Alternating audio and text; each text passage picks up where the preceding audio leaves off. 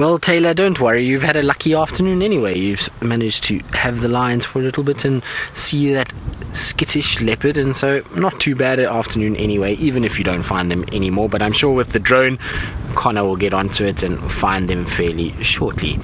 Now, Ellie Bull is loving a buffalo thorn that he has now found, and it amazes me when they eat this tree because, well, if any one of us had to go and grab that tree like he's doing now, you would be cut to ribbons. There would be bits of you all over that tree and lots of blood and gore, yet this elephant has absolutely no problem feeding off it. He just grabs trunkfuls, shoves it in, and then those big plate-like teeth grind everything down, and he can make use of those very tasty, very nutritious leaves.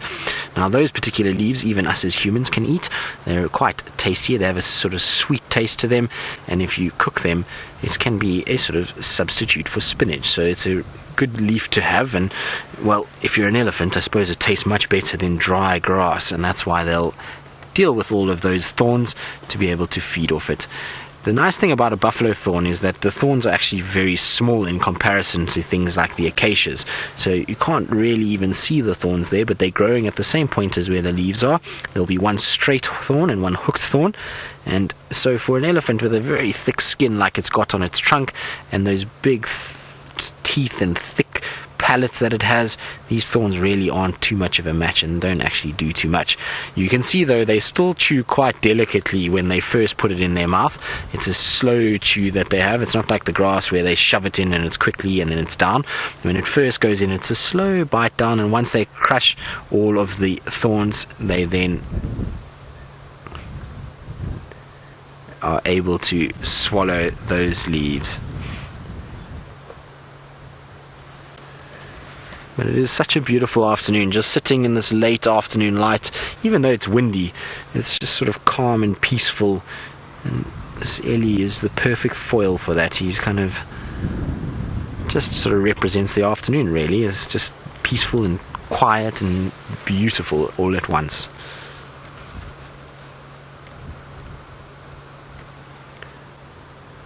You can see there's still the deep blue skies of winter, and the marula trees, it's interesting that they've still got leaves. They're normally one of the trees that will lose their leaves fairly early on. You'll find a situation where they kind of get blown off, and the cold temperatures, they very sort of not very resilient to those cold temperatures, and you'll find the leaves blow off quite quickly and it gets very barren fast, but they're still clinging on, and we're in the middle of July, and so the fact that they've still got leaves is quite impressive. I'm quite surprised by that. It's probably also to do with the fact that we had quite late rain, and so they got enough moisture later on to be able to sustain themselves and to keep the leaves. And you'll find that the leopards are actually going to probably start steering clear of marula trees unless they really have to, because now that the leaves are all gone, it doesn't provide any shade at all. And you'll find that during summer they use marulas quite a bit, and in the winter they actually start moving away from them a little bit and start to try and find other trees to utilize if they're going to lie up just for shade.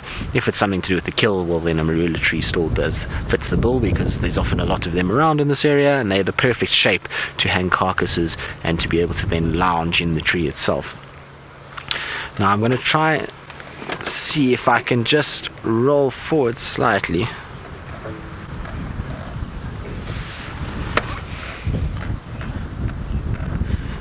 So, Carsten, all the way from Denmark, you want to know how much a big male like this elephant would eat in a day. Well, he'll eat about 4 to 6% of his body weight. 4% in the summer months when leaves are a little bit more nutrient rich, and he's able to then find quite sort of moisture filled plants, and they will be able to absorb a lot more from that. And as things then dry out and the grass gets dead, you'll find in the winter months he starts to eat close to 6% of his body weight. Now, an elephant bull of this size is probably weighing, I would say, anywhere around 5 tons, so 10,000 pounds. So he's going to be eating 6% of that, which is close to sort of 600 pounds a day. So close to 300 kilograms of food in a day, which is a serious amount of food when you think about it. If you imagine having to travel around and collect 300 kilograms of grass and leaves, or 600 pounds of grass and leaves in a day, it would take you probably all day to do that, and it would be a tedious job, and that's why you find elephants literally just feed all the time. So even when moving to areas, if they're going for water, they will still take the opportunity to feed off a tree, just like this elephant bull is doing now. I'm going to see if I can roll forward a little bit further. I'm hoping the signal won't drop off. It shouldn't, because we're a little bit higher up. But it's just quite cool if we can get a little bit closer, and then you maybe, just maybe, the way that he's feeding, he might open his mouth enough that we can actually try and see if we can't see those teeth. So that's why I was trying to get here, because he's kind of cocks his head up when he's feeding, and sometimes you can actually get a sort of view of the teeth inside, and you'll be able to see those big grinding teeth that I'm talking about.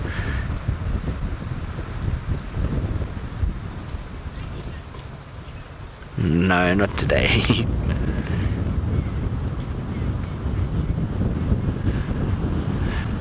So, John, you want to know if elephants have enough saliva in their mouth to start off the digestive process, much like us as humans do. Well, John, after putting my hand inside an elephant's mouth a few times, I definitely have not put my mouth inside an elephant's mouth, because that would just be weird.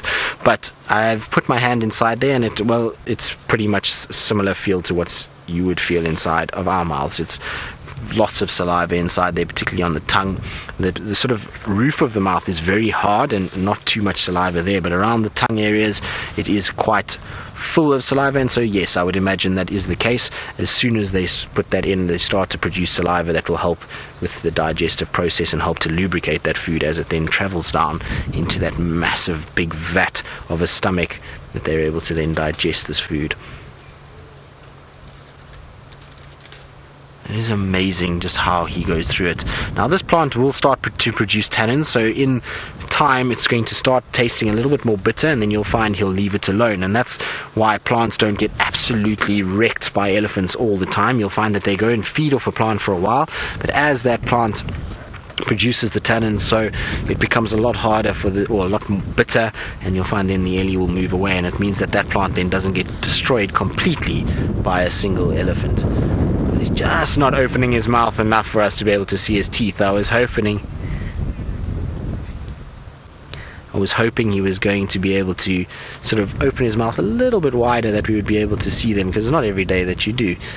But you can see every now and then he's smelling us as well. He'll pretend like he's feeding, and male elephants often do this. It's displacement behavior, so they pretend like they're actually eating, but meanwhile they'll smell and just kind of size you up and watch you, and then once they realize that you're not a threat in any way, they'll go back to feeding. So you'll find every now and then, especially after a mouthful, he just gives us a little sort of scent, and that's because the wind is blowing quite strongly from our left to our right, and so a little bit of our scent will be blowing onto him, and that will be sort of making him aware that there's probably humans here as well as just this vehicle. Remember that these animals don't associate these vehicles with humans. Even though elephants are incredibly intelligent, they don't associate it as the same way as if I was standing here on foot. But the smell is something that doesn't change, and so when they do pick up that scent, they sometimes just kind of have to sniff again and make sure that everything's okay and that there's not a human lurking close by. Isn't it amazing just to watch his trunk at work?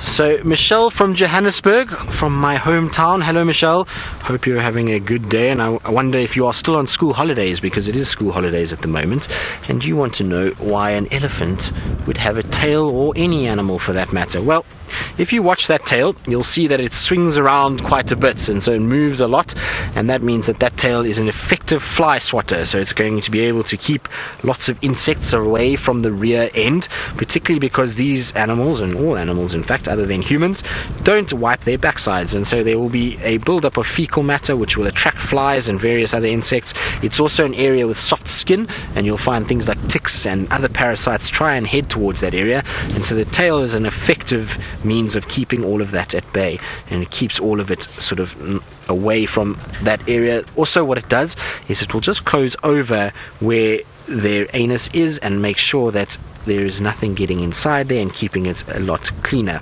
Now that's for some of the animals. Other animals, things like leopard, their tail, and cheetah, their tails have a different use. They are all there to help with balance. So the cheetah, because it moves so fast, has a flattened tail towards the tip, and that means that it's able to then sort of balance itself when it's running and turn on a dime even when it's doing incredible speeds of 100 kilometers an hour. Things like a leopard, when they're climbing, that longer tail just helps to balance as it climbs and just to shift the weight slightly as they go upwards. Same with something like a monkey in terms of the way that they move around in trees as well. So that's the thing with tails, is that it just depends on the animal. They'll have different uses, but most of them is to try and keep insects at bay and to keep that area, that sensitive area, closed up and away, and to stop infections and things like that developing around that area. But you are an absolute delight, mister. You have been phenomenally good to us this afternoon. He really hasn't moved at all, and he's been so relaxed. He hasn't really gone too far, and he's very comfortable with us sitting right next to him, which is quite interesting. So Jackie, you're asking if he will find the rest of his herd. Well, Jackie, when it comes to elephants, particularly males of this size, is that they actually don't live in herds. These males will only sort of seek out herds when they come across them, and if there's a female in heat, then they'll actively try and find those females and seek them out.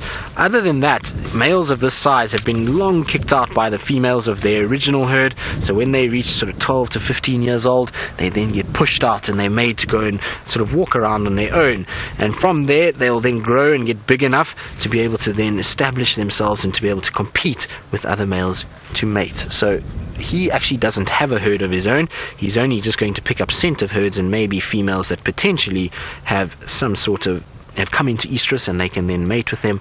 And so if there is a female from the tracks that we saw just now, and he's scented, okay, there's a female here that's ready to mate, then he will actively follow and try and join that herd. Other than that, he might just pick up, okay, it's a herd that I've come across already today, I'm just going to leave them and I'll carry on doing my own thing, much like what he's doing now. But the tracks that we saw back there are quite fresh, so I wouldn't be surprised if this herd is somewhere up in front. He doesn't look as though he's in too much of a hurry to catch up with them, so maybe he knows there's no opportunity to mate, and that's why he's not too phased. Right, well, our Ellie is being an absolute gentleman and an absolute champion and allowing us the most beautiful views of him, so we're probably going to stay with him for a little bit longer because, well, isn't it great just to watch him shove these branches in his mouth? And while we do that, let's go back to Miss McCurdy to see if Connor has given her a helping hand and whether or not she's been able to track down those lions.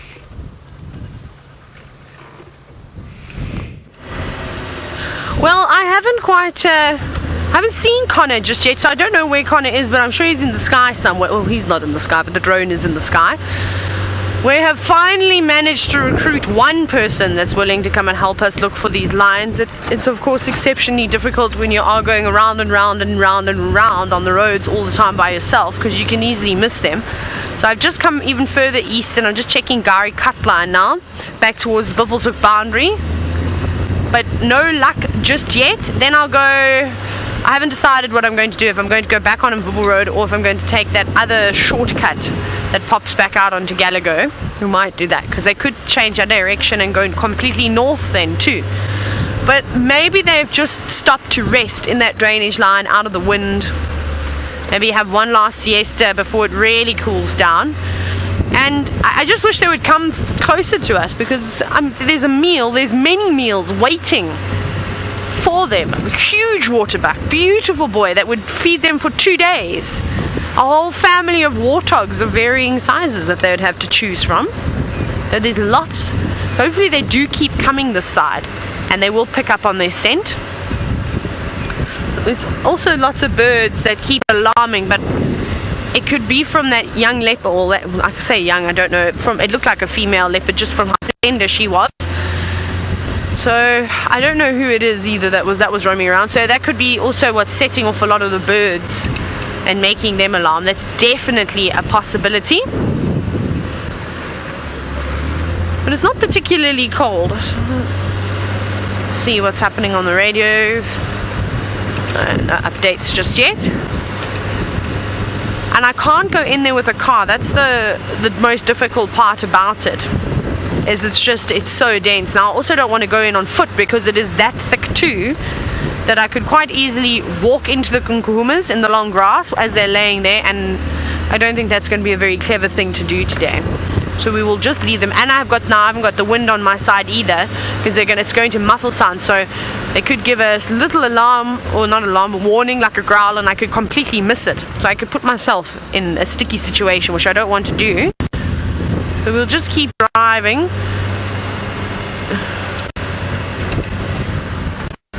Megan's just given me the update that apparently there's still just Impala and Nyalas on the dam cam. So thank you to all the zoomies, or the zoomie today. Let's go on the fire break. I'm definitely appreciating the extra pair of eyes out there, and of course many ears if you've got the dam cam open in another tab too. So even if I were to walk in there on foot, which I'm not going to do, and I find Ngumas, the chances of us actually being able to get in there with a vehicle is going to be very tricky, because firstly, never mind it just being thick, but the drainage line does this, and there are very few spots that you can actually cross. Lots of hyena tracks. There's also, which leopard is this that's been walking here?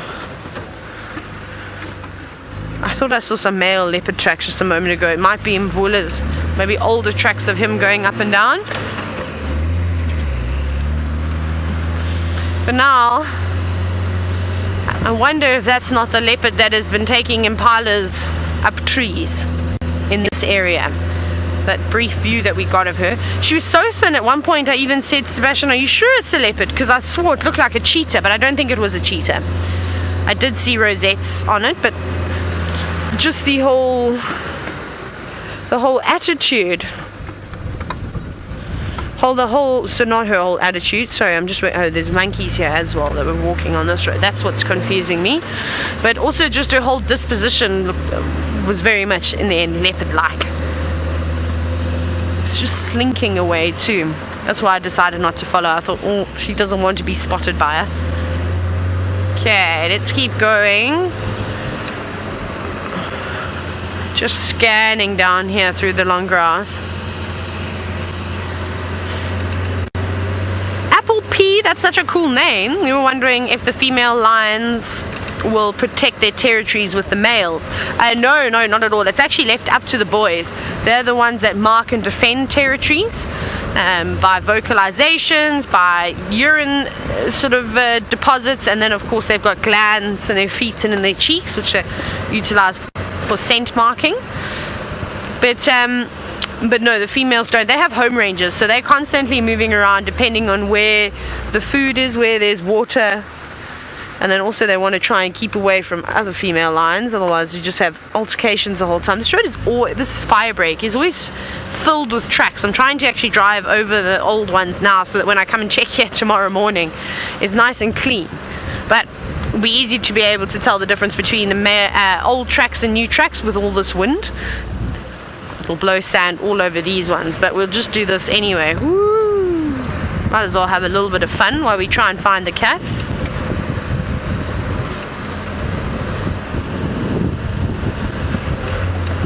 It's so hard. I don't know. I wonder where Connor is actually, because I haven't seen the drone one. Oh, there's the drone. Hang on, I'll show you the drone. You won't be able to see it now. We need a gap. There it is.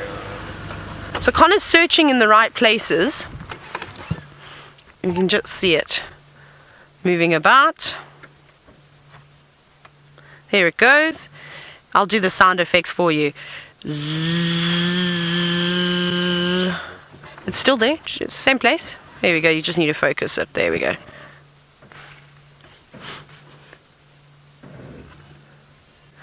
Megan's shouting, hello, Connor. So he's searching. You can see how windy it is as well. So I don't think it would be very easy to fly that drone. And he's flying it from quite high. See how he constantly is swiveling around using that camera. And he can zoom in with that camera too, which is quite cool. And off he goes again. This is an amazing piece of equipment, don't you think? And on a day like today, I don't think those lions would really actually be hearing the drone too well at all, because the wind, it's howling at the moment. Here he comes. You might hear, now you might start to hear it as it comes closer to us. It's coming right. I thought Connor was going to come over us and say hello. But he's just completely turned the other way. He's moving like a wild dog now. No, no knowing where he's going to go next. Let's go down Bull Road again. Might as well. Ooh.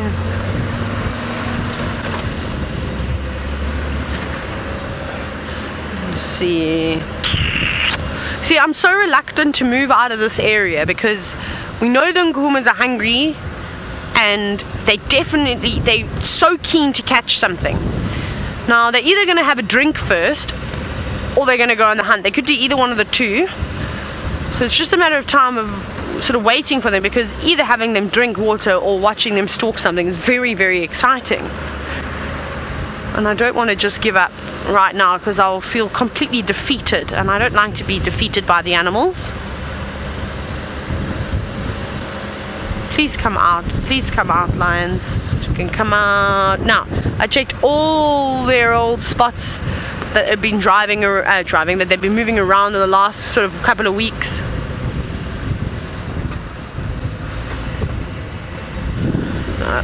I thought the buffalo were on Djuma, but it's not. There's a couple of buffalo bulls sitting at one of the dams in Buffalo's Hook, by the sounds of it. Or in Torture, like it could have been one or the other properties. Where are you, kitty cats? This is such a tough thing. I don't know what to do. I've driven down there about 6 times already, and Connor's scanning here. He'll have a much better view than I can, unless they're sitting underneath a shrub. Then it'll be difficult for both of us. However, Tristan is battling off the gremlins. He's still at Chitwa Dam. There's lots to see over there, and I wonder if the elephant bull is still with him. Well, our elephant bull, we left him behind us a little bit. He was still munching away, and we thought we'd come down and have a look what's going on, but it is blowing a gale force down here. You can see, look how choppy the water is. Generally, Chitwa Dam is quite a smooth surface. It's not the biggest piece of water in the world, and so it doesn't generally kick up like this, but you can see the wind is really gusting, and it's causing a lot of rippling to take place, and so we can't see any sign of hippos. I can't see any sign of Vlad or Boris or any of our crocs. They seem to be all under as well, and so it's quite difficult here to really see anything. And I think the Ellies are not going to come down anytime soon. I'm pretty sure they're going to wait until the sun sets, and hopefully that will mean that the wind will die too. With the sun going down, often the wind then just shifts down a little bit, and then the Ellies can come in and drink. What is coming down though are some waterbuck, which I've only just noticed in the last 2 seconds behind Craig. They're starting to slowly come down towards us. Sorry Craig, I only just saw them now when I looked back at you, and I do apologize about the aerial, but there they are. You can see some of them lying down in the background, and then one that's just staring towards this area, and I wonder if she's not going to make her way down for a drink. Now, this time of day and is the time of day generally we'll have animals drinking, but it's going to be dangerous for any animal to come and drink at Chitwa Dam this afternoon. With this choppy water and this wind that is gusting, they're not going to be able to see any crocodile gliding through the water, and so if you're going to take a huge risk to come and drink on the edge of this dam this afternoon, you can hear that wind is howling from here. It's going to be an interesting night, and well, Taylor says the Nkuhumas are hungry. Tonight is the night that they're going to need, because it's going to be very good for hunting. Hopefully that sun will go down. We know that full moon was a few days ago, so the full moon will only rise a little bit later in the evening, and with this wind it should be a dark start to the night and the perfect conditions for the Nkuhuma pride. But I think what I'm going to do is try and turn around and sort of head back up. Or should I go straight? I might go straight and try and see if we can't find any sign of Tundi. I can't get an update about her. No one seems to be sort of responding to my pleas and my calls as to where she could be. Now, hopefully she might be somewhere around this area, or maybe she went to go and fetch Tumba.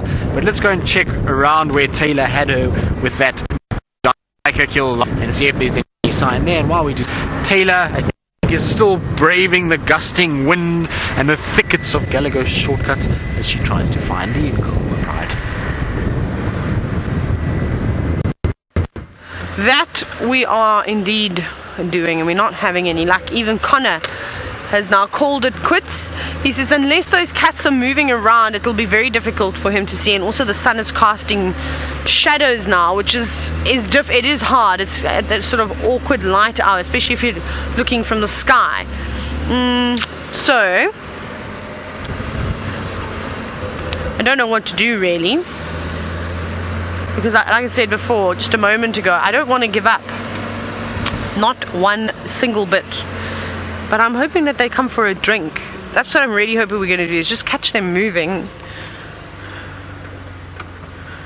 Now I would love to go in here. Let me see if you can't really go down though. I've been down here many times,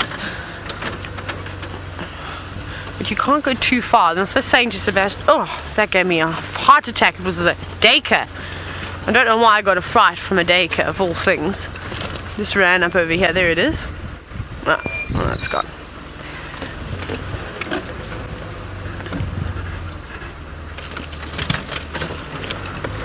This is a great spot for lions to lay in.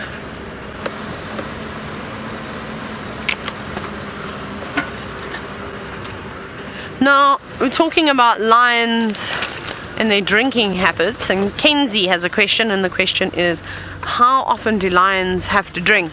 They sometimes don't even have to drink at all, because if they're feeding on a carcass, they can get a lot of their water supply from the blood, actually, from what they're eating. But water also aids in digestion, so after a big meal they will go and drink water, lap up quite a bit of it. So it just depends, but it's getting to that time where they might pop in to have a drink of water. That's why I don't know what to do. I don't know where to go, I don't know where to drive. My hands are filthy because I had to put brake fluid in. I want to open my GPS again. I can't even do the thumb recognition because my hands are so filthy. Let's see where we are. So we had them, sorry, I'm just trying to figure out where exactly we had them. Where are we now? So we're at the blue dot. We had them crossing in by that little, let me go closer, but you can see that that's the drainage system. So we had them crossing there.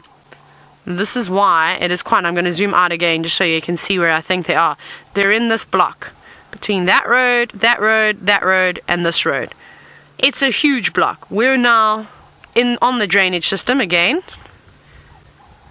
So there's somewhere in here, but there's no direct route moving through these drainage lines, and it's tricky driving here. There's plenty of opportunities where I could turn the car over, and I don't want to get myself into that situation at all. I'm okay with not doing that. And you, Seb? You don't feel like living life on the edge today? Like we could go through here, but I think we're gonna have to turn around if we get across. Sort of if we go in that side. If we go down, then we're gonna have to turn around and just come back. So there's no point because we can see all the way down to the edge. But they're in here somewhere. My patience is being tested. I think I'm gonna go one to the Kahumas, and I'm almost ready to give up. But we'll see if we can find them. We're going to keep searching for a little bit longer. It's starting to cool now. The light is definitely starting to fade. It's getting to the prime time that the big cats like to hunt. So we'll see. Tristan, however, I think he's going to go and try and find Tundi. So let's go see how far he is. Well, hopefully I'll find Tundi. That would be a lovely way to finish, but we did have the most beautiful sight of our two squirrels in perfect golden light, and unfortunately they didn't sit for very long. They were sitting there for quite a while, and all of a sudden something sort of scared them off.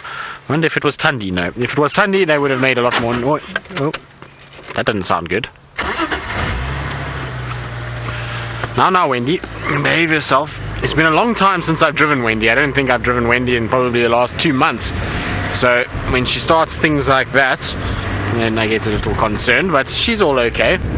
I'm doing just fine.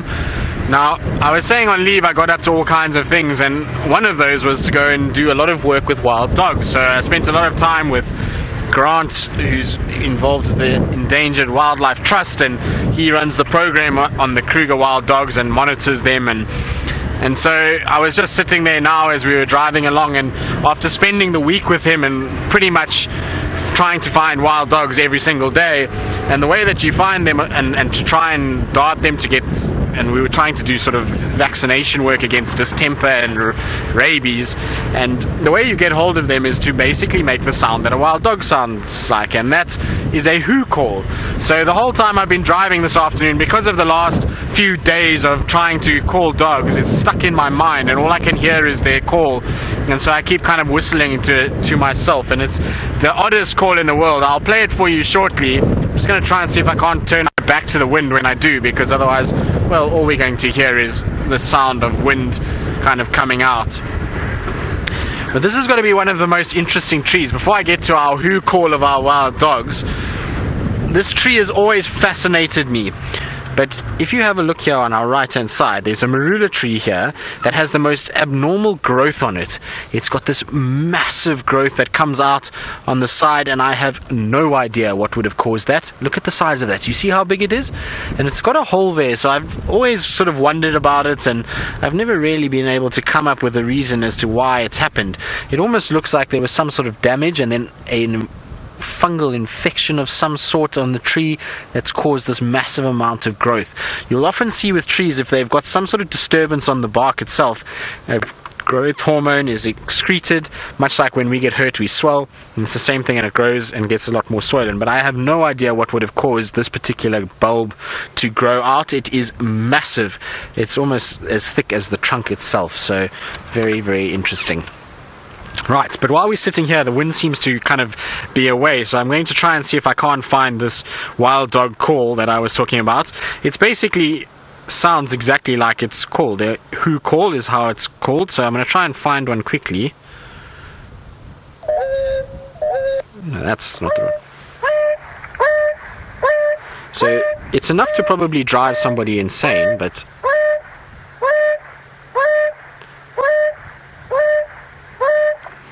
so that is the sound of a wild dog, and that is what I listened to for 4 days in a car at full blaring speakers, and I promise you it's probably would be one of the best torture devices anybody could implement on anyone, because if you had to lock somebody in a closed room and play that monotonous hoo sound all day, you'd probably drive somebody quite crazy.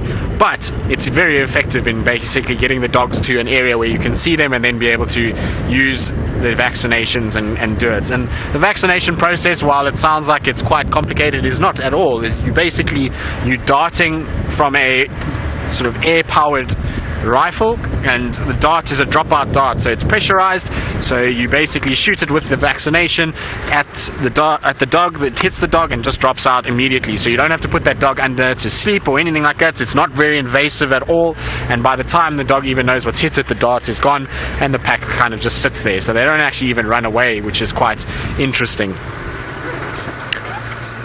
So I thought I saw some leopard tracks there, but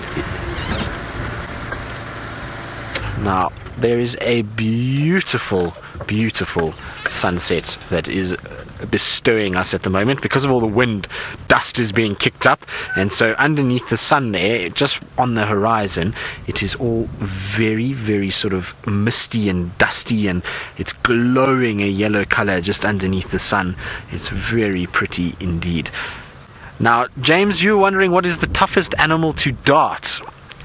Well, James, this is not a question that I would really know, because ultimately my experience of darting wildlife is very limited. I actually haven't spent too much time doing it, and well, the dogs, and I've done lions and a few others, and just talking to the vets and varying other people, the dogs are a really tough one, just because of they're a pain to actually find and to get close to. They generally sort of rest in thicker areas, and particularly in the Kruger region. Some of those sort of blocks, if we want to call them that, and areas away from the roads are 3 times the size of the Sabi sands, and now you've got a pack of dogs inside there, and you've got to try and get them, and you've got to use this calling to get to them, and so it's a tough thing. Also, dogs, if they are moving, moving are very erratic in their movement, and that's what makes it very tough when you're darting them. You've constantly got other pack members in the way, and you've got to be very careful of hitting eyes and ears and faces and in sensitive sort of parts of them, and so it makes it quite tough, and you've got to be very patient. And the guy that we worked with, Joel, who's a friend of mine, he was very good, and he did a very good job of being able to get all the dogs. In fact,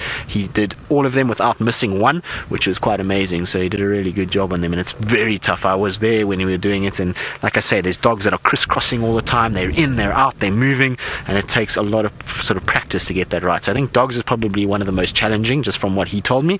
Then he said in terms of just trying to keep them under and to try and sort of trust in what you're doing, leopard is probably the worst one, is what he told me, is because leopards tend to just pull out of tricks all over the place, and they tend to not go to sleep very well and sort of wake up. And he was showing me a video of where he was trying to intubate a leopard that they were doing some research on, and the leopard had his arm down the leopard's throat trying to put the tube in to get oxygen, and the leopard started growling and hissing at him while his arm was inside its mouth. So not a very pleasant experience at all, but it was really an interesting sort of week spent with these guys, and they're doing such great work, and to be able to kind of watch what they're doing and how much work they're putting in is really quite phenomenal. I mean, Grant and Joel probably worked, I would say, maybe they did probably 60-70 hours this week alone, just trying to get the dogs all sorted out, and they've got a big program to try and get all the dogs in this greater Kruger Park area, including the Sabi Sands, vaccinated from rabies and distemper, which has been a big threat to them,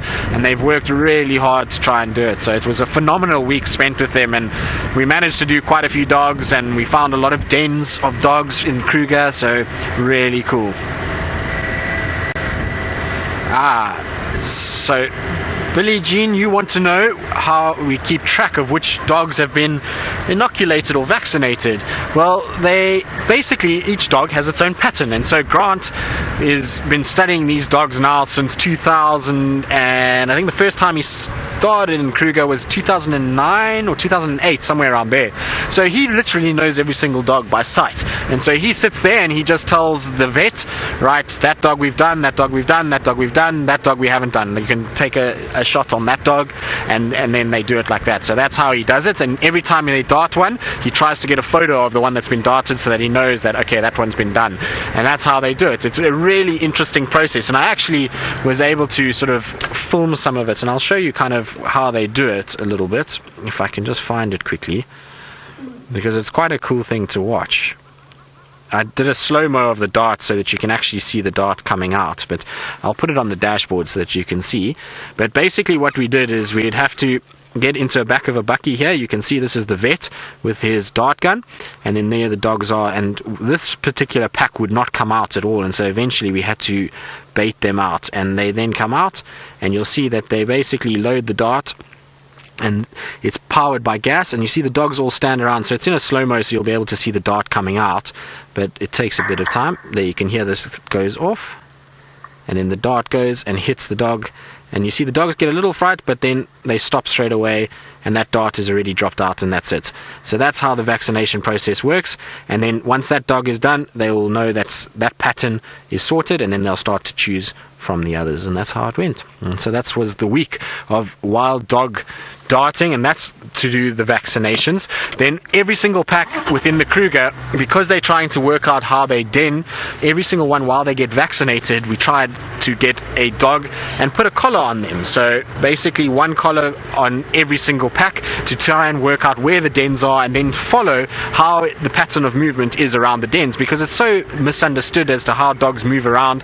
And so that's the really interesting part, and we did a couple of those, and I got a few photos which I'll post in the next few days, and it was really quite cool just to be that close to the dogs, and it's quite something, the smell that comes from them. Now when we follow them you can smell it quite clearly, but if you touch a dog, I promise you it takes almost 2 days for that smell to disappear off your hands. It is incredibly pungent, and it sticks. You have to use a special type of antiseptic to wash your hands to try and get that smell off, and even then you can still smell it. And if you hold the dog up against your clothes, because when you pick them up you've got to support their weight while they're under, and it sort of makes the smell on your clothes that just doesn't come out at all. It's very kind of interesting, and it was just an amazing sort of process to watch and to see how these guys work and all the hard work that they're putting in, just so that we can all enjoy, and all of you at home can enjoy wild dogs for many generations to come, because, well, their numbers have declined quite a bit in the last few years. Grant was telling me that in 94, I think it was 95, there was 430 adult dogs recorded in Kruger, and now as we stand at the moment there's 243 adult dogs in the Kruger National Park. So quite a sharp decline, in fact 50% decline in the last 20 odd years. So these kind of things that they're doing is very important for all of us to be able to then see the dogs and be able to spend time around them. Right, well, hopefully wild dogs pop out, because, well, that would be fantastic. I know that those 3 from the breakaway pack of the lowest Sabi pack, they actually haven't denned, and so they're the only ones that Grant knows of that are not denning currently, and they're moving around quite a bit. So if there's any dogs we can rely on, it's those, because the Sands pack are busy denning on northern Singita, and the Investec pack are denning inside Kruger, so both of them are quite far away and we won't be able to see any of them. But the good news is that the Sands pack has got 12 pups, and so this lower Sabi pack, hopefully we'll see them around and maybe they'll mate and even start to have a pack of their own.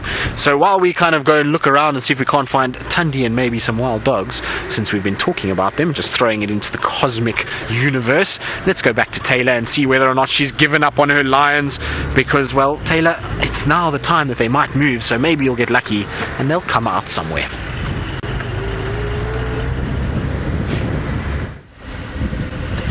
I'm this close to giving up, so I'm almost there.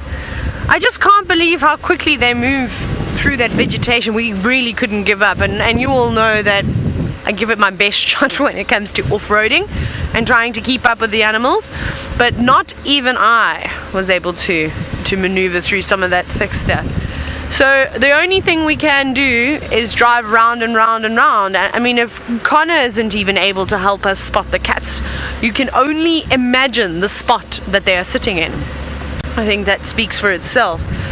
But they like it around here. They often move through these areas, these blocks, like what we've already seen. There's warthogs, there's waterbuck, there's steenbok, there's duiker. There'll be lots of kudu around that we just haven't seen, but they'll be in here, especially now that the wind has picked up. Animals are going to maybe want to move away to try and find a bit of shelter, and that is the perfect spot, is down in here. There's 2 drainage systems. Well, you saw when I was showing you on the maps how many drainage systems there actually all are crisscrossing over each other. So it isn't easy. We'll go back down through this one again. We'll stop and we'll look across and just see if we can maybe spot anything from a vantage point. That's the other thing. While we have got a bit of light, there are a couple of sections where you can position yourself up quite high and then scan. You can't see everywhere, but you can see sort of patches through the bushes, so that can help. And I want to go down Mvubu Road again, because there's a spot that I want to check that looks down towards Gallagher Pan, and you can see it instead of having to go through there again. I don't think we're far from them. I reckon we've been so close to them, we just keep missing them, because maybe they're laying flat in the grass, and they're probably laughing at us now, going, haha, we gave Taylor and Sebastian the slip, which wouldn't be the first time either. They are nifty, these animals. They creep and crawl. But it's getting cold now. I actually might have to put a couple of jerseys on. Right, radio is going off again. Let's turn that one down. Just check here. We're not at that spot just there yet. I don't know if it's because my eyelashes are too long, but when the wind blows, I can see something black tickling I think it has to be my eyelashes. I'm trying to think. Yep. My goodness. Okay, nothing up ahead on the fire break in the distance. I'm also checking again, like I was saying, I'm going to go and check Gari Cutline at some point. I can't look that way because it's so distracting. It's just them. Just checking again to see what's tickling my eye.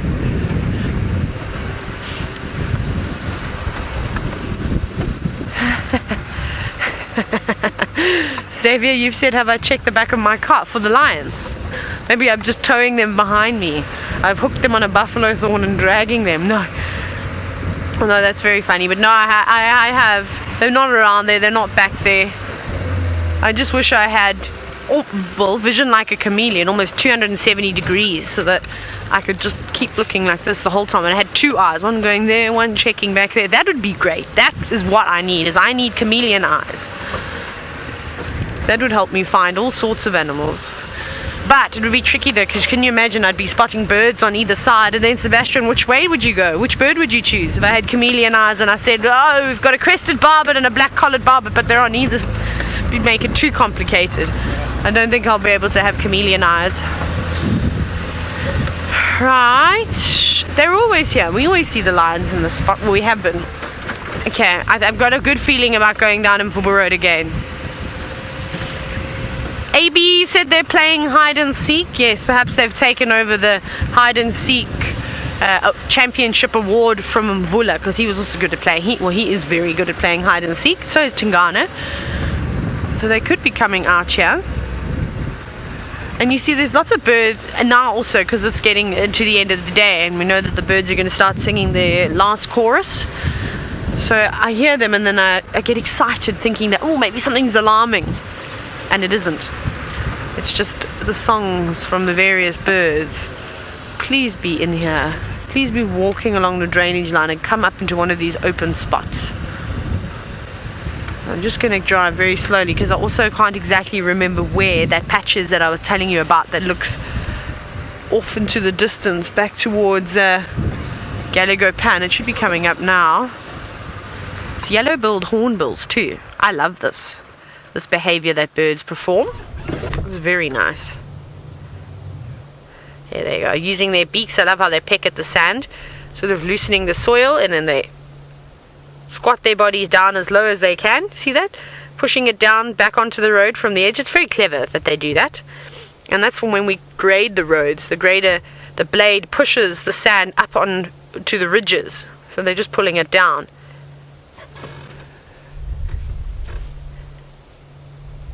And it's very important that they have dust baths too, because they pick up all sorts of mites and lice, and I'm sure types of ticks, especially small ticks, will go after them too. And they groom each other, well, they preen their own feathers, trying to get rid of things like that, but sand will just suffocate those parasites, and then they'll drop off on their own. You're going to have another one. You're not ready to go into the long grass yet, are you? Yes, you can see that you still want to have a little dust bath. And the interesting tracks, they're not the easiest tracks to have a look at either. We've actually a couple of times have stopped and looked at bird tracks that have been dust bathing, and when you've just started working in the bush, it's one of the trickiest ones to figure out. You look at it and you just sort of think to yourself, what on earth could this be? But once you know what one dust bathing track looks like, it's very easy to identify it from there. That's great. You see how much dust it actually gets on its feathers too. When it did that little shake there, lots and lots of it came off. What you gonna do now? No, you're gonna fly away. Off it goes.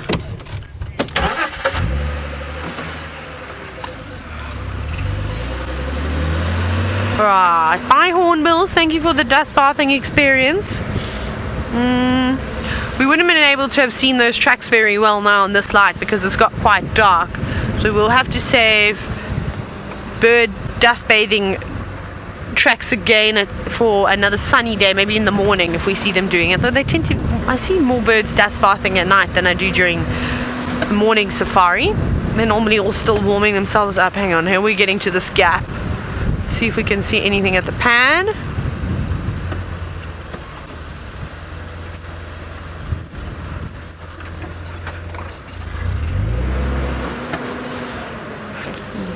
There's a gap, just that's where I'm looking. That's where the pan is, up there, but I can't see the pan. I can just sort of see, let me see if I get another spot. There's a couple of trees in the way.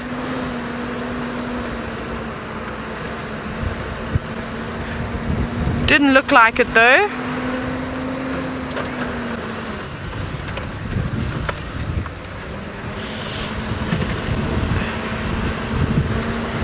Amy, wondering if you think if I think that cats are picking up my scent because it's windy, oh no, they totally know that I'm around and that I'm looking for them. But they were on the move because they'd already even moved further away from where they were found this morning. Apparently they were sitting right on the road. Tristan said he had a look, he saw them from the road, and we couldn't see them from the road. We actually had to go in on the 2-track. So even before we'd arrived, they decided that they're going to start moving about, looking for their next meal. They're not bothered by my scent at all. They really aren't worried about it. They don't want to eat me. They're after the scents of other creatures. They're looking for a wildebeest scent, a waterbuck scent, anything, warthog, zebra would be a good one, kudu. They're looking for those animals. They're looking in the right spot. Also, lots of impala rams that are in this area at the moment. Look at all the impala that are around the dam cam. And the Nyala. Not a bad spot to keep searching around here. The hardest thing is I just don't understand why they've all of a sudden gone so stationary. If they have, it would only explain, unless they've already crossed out the property and I've completely missed their tracks. But then, if they'd and gone back north, I would have seen their tracks crossing back over Shortcut Gallagher, and I haven't. We're only seeing their tracks where they go in. Anyways, we'll keep bashing around over here and giving it our absolute best to try and relocate on the lines. Tristan, however, is having a day filled with elephants. I am indeed another one of our younger bull elephants that's just having a slow feed along, and he's found himself a beautiful torchwood tree to sit underneath. It is probably one of the biggest specimens that we've got just in terms of its height. If you look at the size of that elephant, and that's not a small elephant by any stretch of the imagination, he's probably in his 20s already, but look at the sort of size of that tree. Isn't that magnificent? And you can see the settings, sort of dust colors in the background. Massive torchwood, and with this wind, that torchwood's leaves are blowing around, and the last few fruits from that tree must be dropping at the moment, and that's what he's picking up. You can see he's using his trunk just to sort of feed around and search and look and try and find where these torchwood fruits are. And very, very good sense of smell, and it just shows you how they're able to pick up small objects.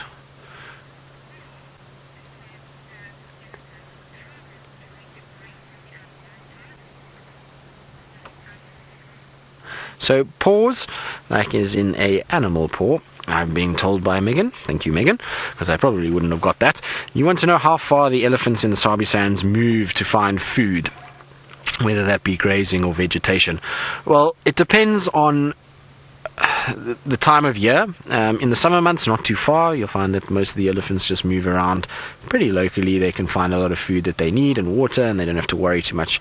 Winter months, slightly further afield, they'll move about quite a bit, but it is also very dependent on the individual. Now, when you go and check at some of the research data on elephants within the Kruger Park system, some of the males roam massive distances. So there was a male that used to walk all the way from sort of northern Kruger down into the Sabi Sands and had a huge territory, home range should we call it, because it's not a territory, and the other males will have very small ones, and they'll just hang around a certain river or a certain point on the river. So it depends on the individual a little bit as well, and also depends on the amount of food that's available at the time and that year, because we know that there's massive changes within our seasons and our years. Some years we have very wet weather, some years very dry weather, and that will dictate how big they move. Some of the female herds also a little bit smaller than the males. They'll have sort of home ranges that they move around in, and most of those would be areas probably, I would say, about 3 to 4, maybe even 5 times the size of the Sabi Sands, and that would be in terms of acres, would be, just trying to work it out in my mind now, and acres would be close to about 500,000 acres. That's about how big you would be looking at per sort of herd of elephants. So sometimes they can move quite a bit, and now when it's dry and it's winter, they've got to find water, they tend to move a lot more, and you'll find that their home range kind of extends slightly. Remember, with elephants, there's not really a territorial movement because they don't mark territory. They know that at certain times of the year they need to move and find more food and water, and therefore it doesn't make sense to have a territorial system.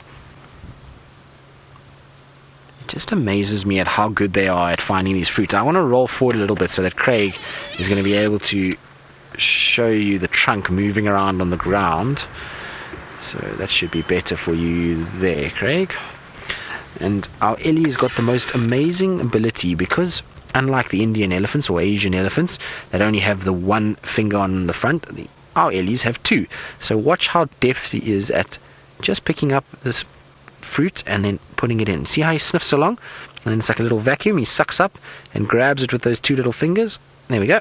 And up it goes. Isn't that cool? I love watching when they do this. It's amazing. Now, the fruits that we're seeing are right at the end of the season, so a lot of them are quite small and not very sort of nice, and they probably find these are the last few that are going to be falling. The torchwood trees generally at this time of the year have finished fruiting, so I'm surprised he's actually finding some, and it's probably due to this wind. The last few are just being knocked off, and that's why he's actually found some. He is a beautiful individual. Do you notice also that he's got a lot of streaming coming out on his face between his ears and his eyes? So that there is a leaking from a gland that he has on his face, and it does indicate emotion. So it's either sort of emotion of stress or content, and I would imagine that it's more content. It's cooled down quite a bit now. This wind is quite cool, and there is this lots of abundance of fruit, and that means that this guy is just sitting feeding. And I imagine it's much like us when we go and we have a really good meal at a restaurant, and you have your favorite type of food and you find it and you have it and you eat it and you just feel like this is the best thing ever, and that's an indication of that. So a happy elephant, I would imagine. We know that he's not stressed because, well, his demeanor towards us is one of a very, very happy, relaxed individual. So, Kirk, you wonder if elephants ever get depressed. Well, yes, Kirk, they most definitely do. Now, in the wild systems like this, big adult elephants, not so much, but baby elephants, most definitely. If they lose their mother, they can go into a stage of depression. When I spent some time in Kenya with the orphans up there, the orphaned elephants up there, you would find that when they first came in after losing their mom, they would most definitely be depressed. They would sit in the corner by themselves, not engage with any of the other elephants. They were very sort of shy. They didn't want to feed properly. They didn't really want to have anything to do with anyone, and they were in a sort of emotional distress, and their health would dictate that they would, well, their health would also sort of take a hit because of this depression. They wouldn't feed properly. They would be prone to getting some diseases and getting infections in their lungs. In particular, they would get bronchial infections, and so you'd find that they would be quite sort of sad. But once they got into the herd a little bit and they started to kind of play with the other little babies within that section, they would find that they would start to cheer up a little bit, and that's when they'd start, their health would come right. They would feed, and they would become almost a different animal altogether. They would first arrive, they'd be timid, they'd be shy, they would kind of sit in the corner, like I say, and really not want anything to do with anyone. But as they sort of gelled with other elephants, so they would start to get a little happier, and you would find that things would really change. And it was really amazing to watch how the other elephants would come and try and drag that little one away and try and get it into the herd and try and ease it and settle it. And I'm sure there was a lot of communication that was going on that we didn't really know about, that was telling this little baby, don't worry, everything is okay now, you're in good hands. And they would then go into these herds, and eventually they'd become these playful, boisterous, joyous little babies, and it was really quite amazing to watch.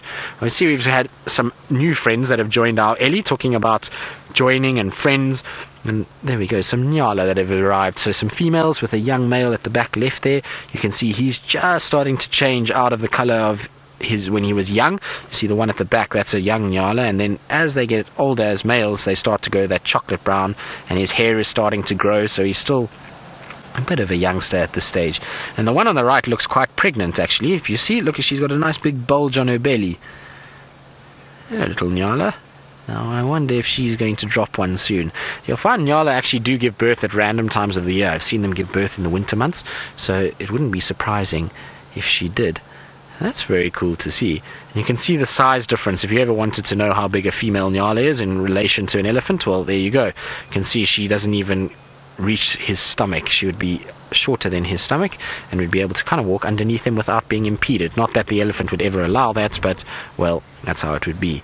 And the Nyala are probably coming for the exact same reason that the elephant is here. They're looking for these fruits as well. So everybody tries to make use of these bursts in nature of food items. So monkeys and Nyalas and kudus and all kinds of others will come and join this elephant in trying to find food. Now I wonder if our Ellie's in must, because I see he's dribbling a little bit as well.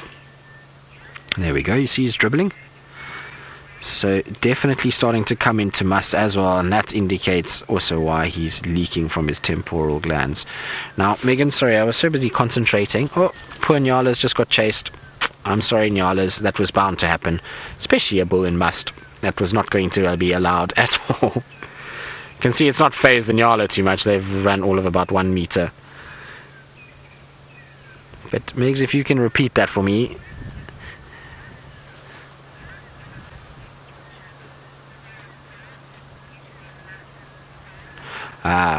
So Jackie, you're still on the darting situation, and you want to know if elephants can get injured due to their massive size. Well, Jackie, most definitely. Oopsie. Well, that was the final straw. Nyala all gone. Well, Jackie, most definitely. So with elephants, the very real risk is that you will compress their lungs so much that they can't breathe. So if they get darted and they fall asleep and they end up in a situation where they're actually hunching and they fall asleep on their front legs underneath their body, then the weight compresses the lungs and they end up in a situation where they can't breathe very well at all, and that's a big problem. So you have to be very careful with Ellies, and you have to then try and roll them over, and the time that they're down is very, very important. Same as rhinos, you've got an infinite time to work with. You've got to make sure that you work quickly so that that animal doesn't have any breathing or respiratory problems and make any issues. In terms of hurting themselves and injuring a leg or anything like that, no, not really. Unless the leg is underneath the body, then you can get compartment syndrome and they can get damage to their legs like that. Same as with rhinos as well. So all of those animals, you try to get them onto their side, alleviate the pressure on the legs themselves, and then try and work on them as quick as possible. So quite interesting. But I was saying to Craig just now, in terms of the darting, it was interesting because we darted both the lions and the wild dogs this week, and the difference between the two of them when they actually wake up is quite phenomenal, because you put both of them under and then you wake them up. The lions wake up slowly and are very groggy, and they have loss of muscle coordination, and you have to sit with them for about 20 minutes until they're moving properly. And they were telling me it's because of one of the certain drugs that they use to try and make them sleep doesn't actually have a reversal. So there's only one component of it that can reverse, and that wakes them up, but they've got to kind of work this drug out, and that's why they get a bit groggy and why their legs don't work. But with the wild dogs, they don't use that drug, and when you wake the wild dogs up, they go from literally flat sleeping to bouncing around like they were normal in about 5 seconds. It's quite incredible to watch, and in fact you just see them sort of lying there and then they jump up and they just bolt off as though they'd not been darted at all. It's really interesting. Elephants, rhinos, lions, those kind of things, all of those tend to take a lot longer to wake up, and then once they're up, they're a bit groggy for a bit, but they generally are okay. And that's why it's important just to spend time with them and make sure that they're okay and feeding, and then once that happens, you can then leave them alone and they will be 100%. But I think we're going to leave our Ellie bull alone as well. He's already chased the Nyala, and we'd hate to be chased ourselves, so we're going to probably leave him to feed off his massive torchwood tree. But isn't that a beautiful scene of our big bull Ellie, the sunset colors and a massive tall torchwood? That is about as good as it gets to finish a day in Africa. Not bad, hey Craig? Well, I think so. Craig says pretty good. Well, Craig, I agree. We're going to now just try and cross through the Mulawanini, which is an area filled with gremlins, and so while I do that, let's go back to Taylor and see if there's some hard work this afternoon. No. Sebastian and I have now discussed that we think we've driven around here at least 10 times. Gone around in the same circle, and we're starting to feel dizzy now. It's like going around on a merry-go-round, but it never wants to stop. Now, I don't know if our persistence is going to pay off this evening, but I feel as though we've committed now. We're in for the long run. We've only got half an hour left. So I'm going to keep at it, because for me it would be exceptionally rewarding, and I know how happy all of you would be if we do manage to relocate these lions again. It would be spectacular. So let's see, we'll just keep driving. Got the spotlight out now as well, so if we see any other critters that like to come out during the night, we'll have a look at them as well. But it's quite cold, so I don't know if we're going to have much luck with chameleons. Maybe I'm wrong. I always hope that I'm wrong when it comes to me saying maybe we're not going to see a particular animal. They can prove me wrong at any time. I won't hold it against them. My ego will not be bruised. That's fine. But for now, it's quiet. All the birds, it sounds like they've all gone to bed. There's not many of them chirping anymore. and it's windy, it's got cold like I said, so they might have popped back into their hidey holes, whether it's a cavity in a tree or perhaps just perched up on a branch with lots of leaves to try and shelter them from the wind, or maybe they live down on the grass. But I think they've all got ready to tuck themselves in early. But this feels like movie weather again. We should have movie night in camp this evening.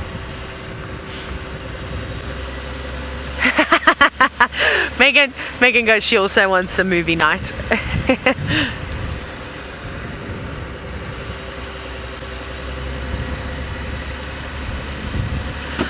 Megan, so sorry, please can you repeat the part about what species is trying to tell the difference between male and female human?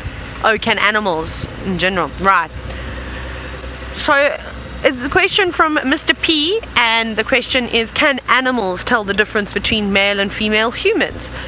That's very interesting. I would imagine so. I'm sure we have a specific type of pheromone, and so do males. So I'm sure they do. But whether I suppose it's like with other animals too. Do they know the difference between a male and a female buffalo? I don't know. Difficult one to try and answer, but I think we do. I think we've all got our own unique sense that we give off. I've just dimmed my lights, as you can see, because there's 2 impala rams just here who are very calm.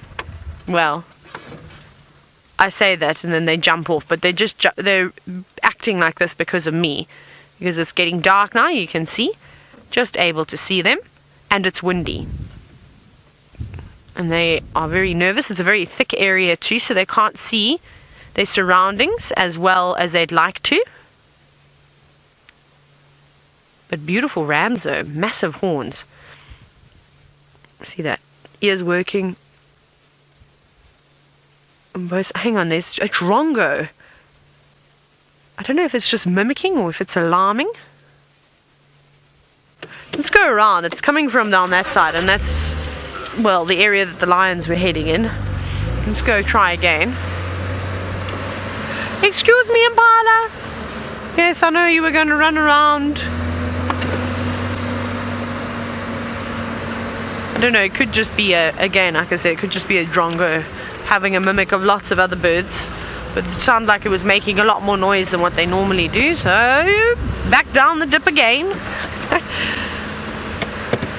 If only I had cruise control and could have just GPS'd Rusty, and it could have just gone around the same route, and then I wouldn't have even had to have been driving. Oof, this is a very bumpy spot going through here. Got washed away with the last big rains that we had. The water just came streaming down, and it's washed away most of the road there, so that's why it is so bumpy like that. I'm sure it'll be on the repairs, but this is also a fire break, so you know, it's not meant to be driven all the time. It's too far in. It sounds like it's in this drain. We won't be able to get into there. It's a Timbuti thicket the entire way around on either side of the drainage line, and they always grow so closely together, so they form like a wall and becomes completely impenetrable. Right, I'm just deciding in my head now, what are we going to do? What are we going to do? We're going to go back down Mvubu Road. Now you're going to listen to me talk to myself while this is my thought process. Are we going to go back down Mvubu Road, or are we going to take Gowrie Cut Line this time and then come back down Central, check at the dam, and then check Mvubu Road again? I don't know. Seb, I need your input here. The voices are arguing in my head.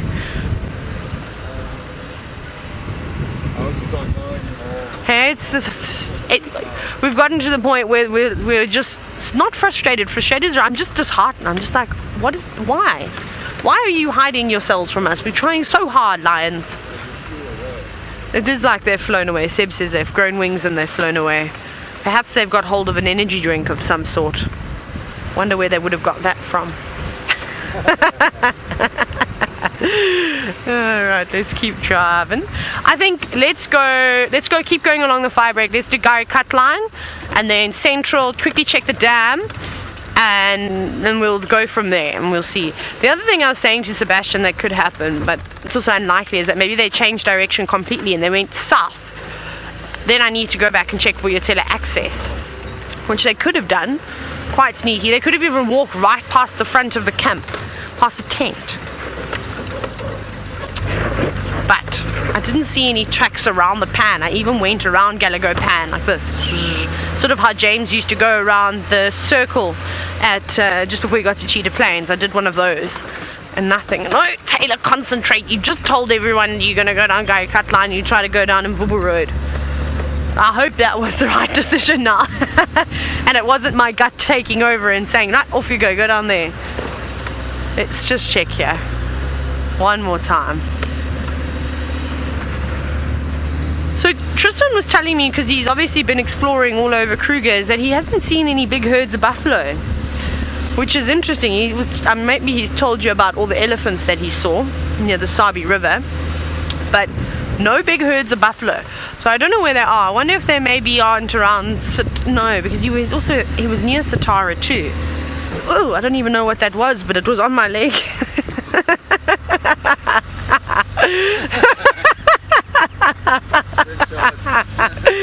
There was an insect on my leg and I thought it was a leaf, so I caught it in my hand, and then I didn't recognize the insects that I was holding. So instead of trying to identify it, I just did one of those. Sebastian, be careful it's not on you now, because I did throw it straight towards you. I don't know what was crawling on my leg. I suppose that's the beauty of live, is that you can't get away with doing anything, can you? I always get caught doing the most ridiculous things. Okay. So I've had 2 frights today. The Dacre, which I don't know why it gave me a fright. And then that insect, whatever that insect may have been. Did you enjoy that, Seb? Yeah.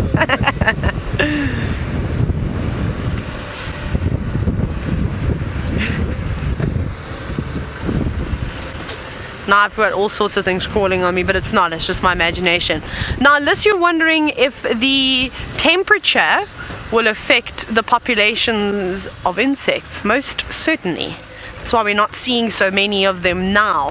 Remember, not all insects have a very long lifespan either, so it's a bit of both.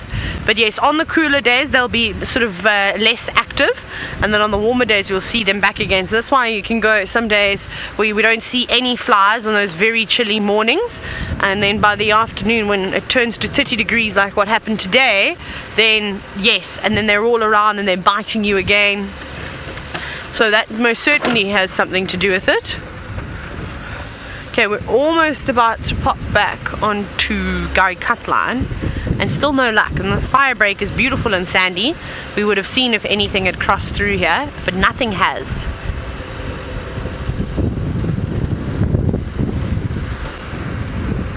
Oh, so it seems as though Tristan has started making his way back towards Djuma. Obviously no luck with Tundi, but let's go across to him and you can, well, hear what he has to say about his Tundi mission.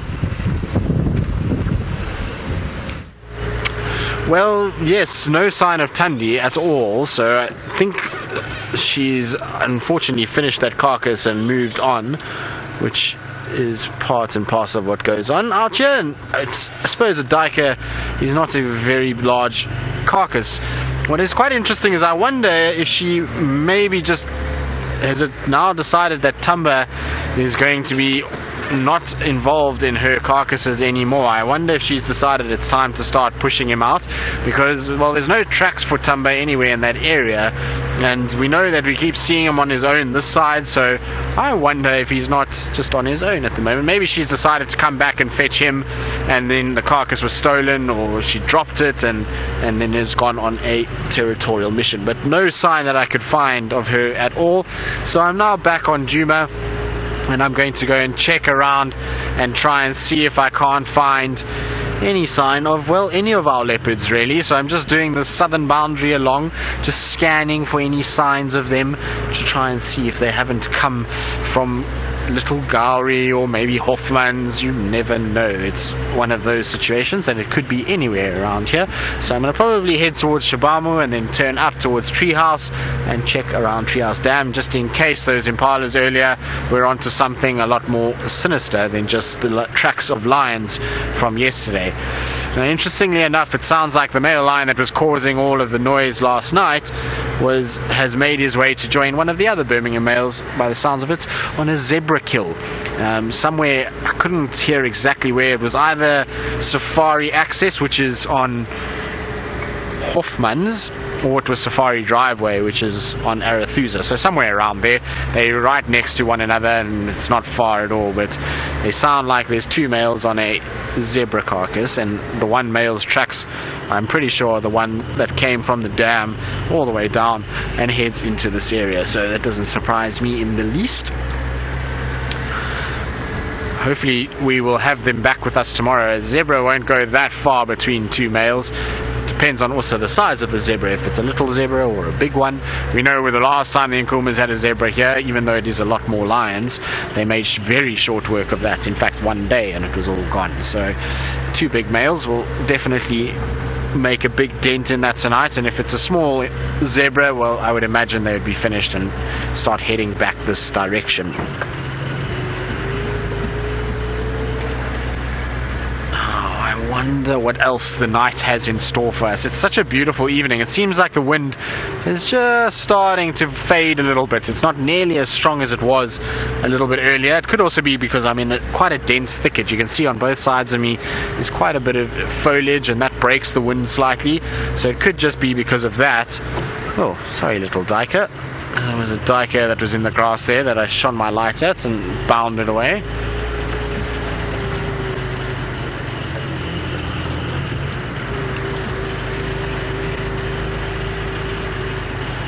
So, Geordie from Georgia, hello, and I hope you're having a good day.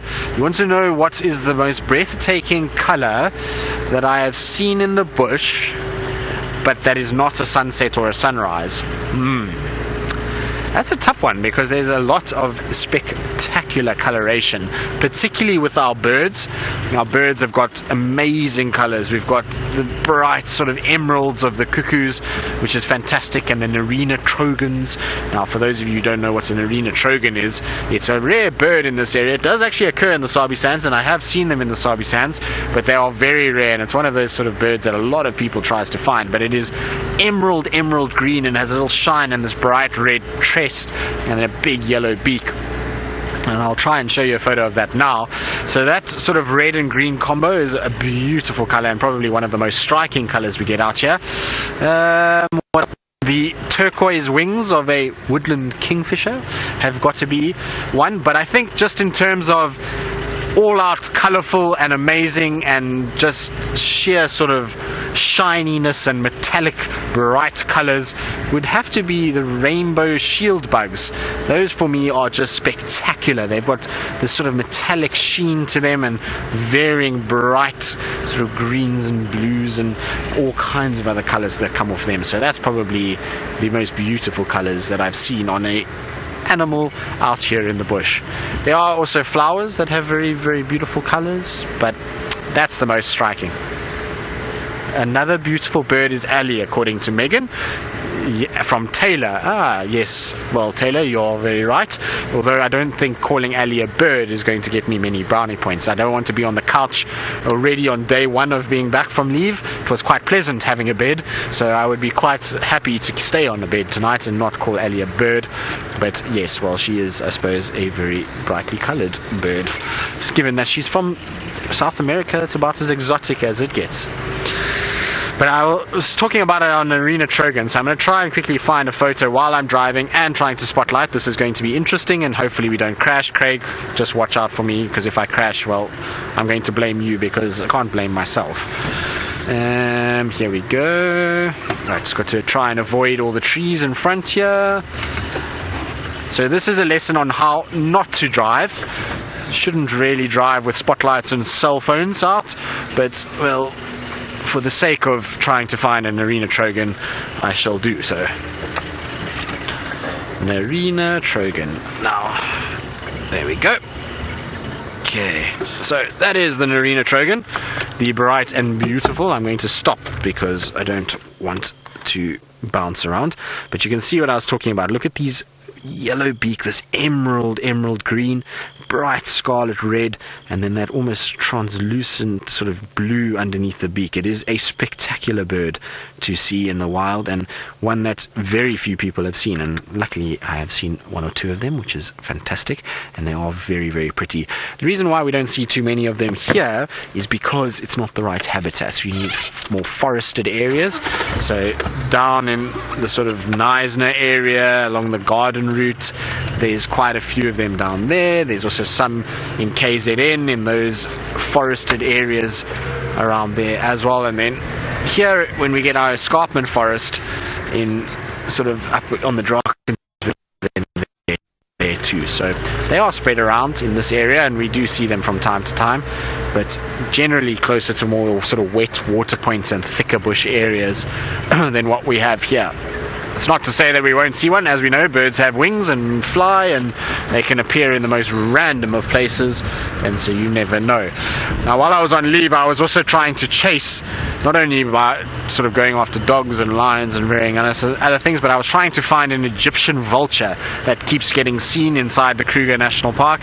And this Egyptian vulture, every time I try to find it, it seems to disappear and then pop up the day after. I believe it was seen last night and this morning as I was on my way to work back to here, and I was quite tempted to make a detour into the Kruger Park to go and see it, because it's actually not too far north of where we are, and the Egyptian vulture is a serious rarity for this area. You don't see them at all, and so that would have been quite nice to add to the list, but alas, it evaded me this time. But we did manage to find a lifer for one of the guys that I was with. We managed to see a pallid harrier down in the Kruger Park, which is also an uncommon bird, and you do see them from time to time. Not so much here, down in the southern part of the sands. I have seen them there where there's a little bit more open areas than what we see here, but it is quite a difficult bird to identify. And we saw a female which had the sort of white windows on it, and it was very, very cool to see. And the guy that I was with was super excited to add a new bird to his list, which is cool. He's also big into birds like I am, so it was nice to go with him, because it's nice to do a bit of birding with like-minded people. But alas, no Egyptian vulture, so hopefully it will come this way at some stage, because like I say, it's not too far north from us, and so it would be nice if that Egyptian vulture decided to head this way. We'll just have to keep a keen eye out for it.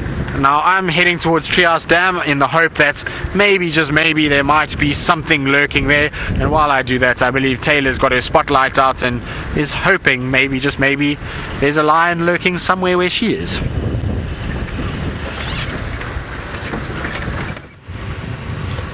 I'm really hoping so. Seb and I just gave a stern warning to all the lions now. We basically shouted it out to the bush saying, you better show yourselves now, enough is enough, as we lose our patience here.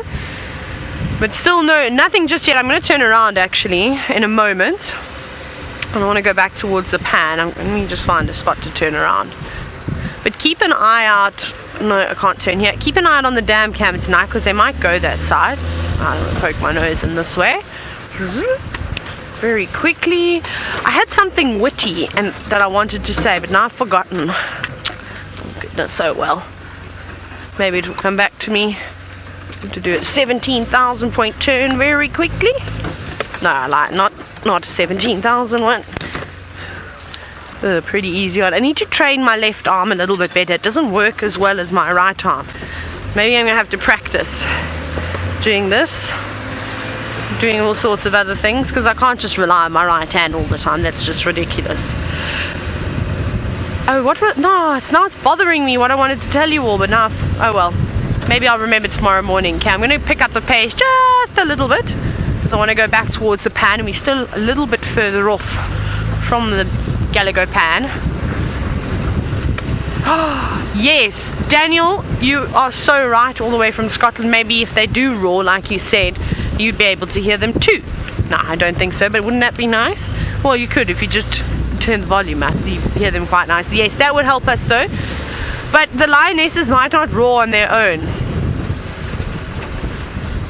They it's normally the boys that will instigate a roar, and if the pride is with them, then they'll join in, unless the lionesses are looking for the boys, or they're looking for a member that's perhaps not with the pride. And we do know one of the Nkuma lionesses is not with the pride, but I think that's the lion that is mating with one of the Birmingham boys. And from what we saw, I think it's Amber Eyes that is hanging around with one of the Birmingham boys, but they haven't found her today. They did have a drive around. Obviously everyone was looking at Mvula this afternoon, but that seemed to be all that was about. And then we were the only ones that got to see the lions because they disappeared. Sneaky, sneaky, sneaky. Okay, we're almost at this road I want to go down now. Woo, it's windy. We should fly kites in this weather. Why don't we ever fly kites on quarantine? Hey, Megan? We can make our own ones. They're so easy to make. I'm, of course, a professional kite maker because I come from the Eastern Cape, and Port Elizabeth's one of the windiest cities in the country, so you learn very quickly how to make kites and keep yourself entertained. Well, back then, when not every child had an iPad and we used to do fun things, that was so cool. I learned how to make them out of a refuse bag, as my dad taught me. It was so cool. Now I want to make a kite. That's going to be my next project, is make a kite and then fly it to quarantine. Maybe I'll get it and then I'll even do it on drive one day. How does that sound, Megs? The next windy day I'll prepare a kite and I'll just keep it in the car with me, and we do kite flying if the animals aren't out and about. I'll find other ways to entertain you. That's a problem now, as all the vegetation's starting to disappear. We're going to run out of trees and things to talk about. Well, we'll be able to talk about them, but most of them won't have any leaves, so you'll just be looking at sort of what will look like dead trees everywhere. Okay, keep your fingers crossed. We're not far from the pan now. Will we get a last view of these lions? I don't know. I'm now all of a sudden not feeling very hopeful. I feel like the lions have maybe beaten me today, beaten Sebastian now. But at least we did have a fantastic sighting of them in the beginning, though. At least it wasn't sleeping cats, so we can't be too greedy. You see, that's my problem, is that in the Sabi Sand you can what's here? Janet. Yeah. It's there. You have to be quick. It's just gone. Just stay there. I'm just going to go forward. It was a Janet. Nah, it's gone. It's a gone. Sorry, yeah. No, it's disappeared into the thicket down, yeah. That's a pity. Megan, I'm here. I'm just going up the strange line, up this road here, and then we'll get to the pan. Now, Megan was asking me when I'm going to get to the pan. Please be lions drinking. Please be lions drinking. I don't see lions drinking, but I see a bushbuck. Okay, no lions. Ah, man, silly cats. They do not get gold star from me today. I'm taking one off of their chart. But I suppose, like I said, I shouldn't be too disappointed. At least we did get to see them. They didn't completely give us the slip. We did have a nice sighting of them at the beginning of drive. But anyways, we'll go across to Tristan now. Maybe he has some more luck with a critter of the night.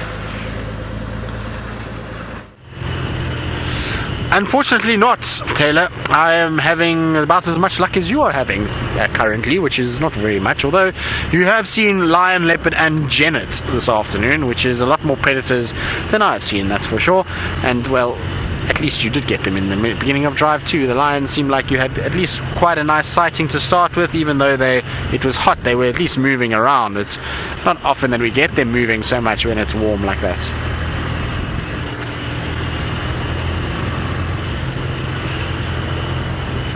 Hunter, you've asked the question that I was hoping that you would not ask, because, well, it's the only animal in the Sabi Sands that I have not seen. And you want to know how many times I've seen a caracal. Well, there we go. The answer to that is none. I've seen caracal in other areas, but never here in the Sabi Sands. And it is my bogey animal. Many others have seen them, including Taylor. And so it's a bit of a sore point. And well, one that I'll hope to rectify at some point. And hopefully we will get lucky and one day a caracal will come out and I'll be able to see it.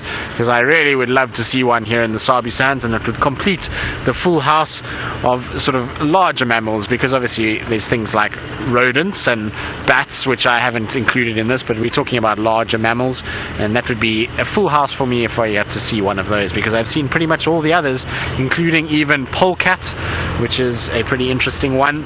And so I've seen them here, I've seen aardvark, pangolins, wildcats, servals, all of those, but never a caracal. So maybe, Hunter, one day, if you keep watching, we'll be able to spot one and you'll be able to share in that moment when we see our first one, because, well, I will be doing probably flick-flacks off the bonnet and being quite happy about the whole thing. Of course, I wouldn't do the flick-flacks off the bonnet while the caracal was there, because we'll just chase it away, and that would just be completely against the whole point of what's going on. Now, I see some lights up ahead, and I wonder if these are not Miss McCurdy. It is Miss McCurdy. Now, before I blind Miss McCurdy, I'm going to turn off my lights. No, it's not her. It's somebody else. So I'm going to carry on and try and just bypass these guys and not sort of shine any lights on them. And while I do that, let's go across to Taylor herself and see what she's up to. I'm very quickly listening to the Game Drive radio. I'm trying to see what they found. Oh no, they're still talking about the Mvula sighting. The whole day. That has been the highlight on the radio.